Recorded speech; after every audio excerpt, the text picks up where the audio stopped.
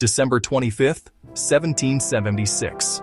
A ragged army, freezing temperatures, failing morale, and one man standing quietly in the boat, determined. That man was George Washington. He wasn't the best trained soldier.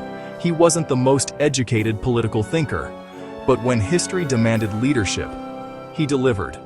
These are the leadership moments that didn't just win a war, they built a nation. By late 1776, the American Revolution was nearly lost. The British had taken New York. Soldiers were deserting. Many believed the rebellion would fail. On Christmas night, Washington made a bold decision. He would cross the icy Delaware River and attack Hessian forces in Trenton. The crossing was dangerous. The weather was brutal. If they failed, the revolution might end. But Washington understood something critical. Leadership requires decisive action when morale is lowest. The surprise attack succeeded. The victory at Trenton revived hope. It wasn't just a military win, it was psychological warfare, and Washington knew morale wins wars. Leadership lesson.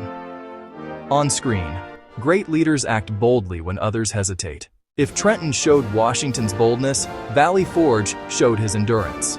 Nearly 2,000 soldiers died that winter. Hunger, disease, exposure.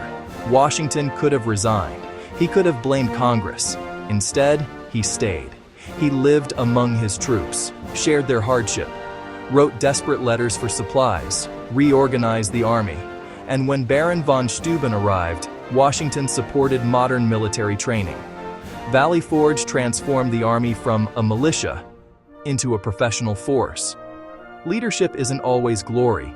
Sometimes it's standing firm when everything is falling apart.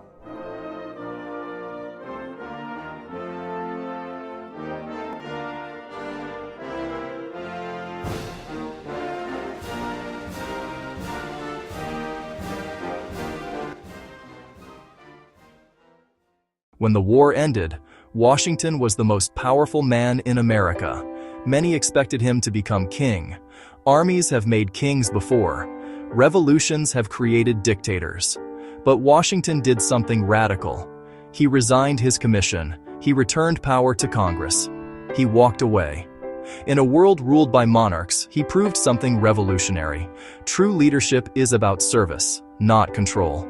King George III reportedly said that if Washington truly gave up power, he will be the greatest man in the world. And in that moment, he was. Leadership lesson. On screen. The greatest leaders know when to step down. In 1789, Washington was unanimously elected the first president of the United States.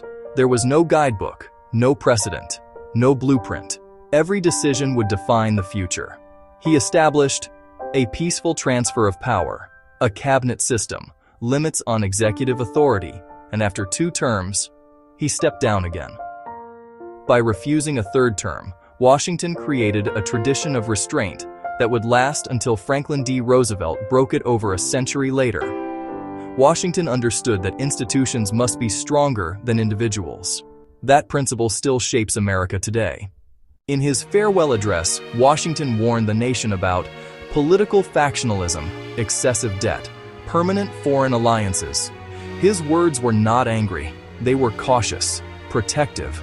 He was thinking generations ahead. Leadership is not about the next election.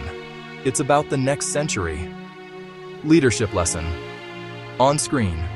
Visionary leaders think beyond their lifetime.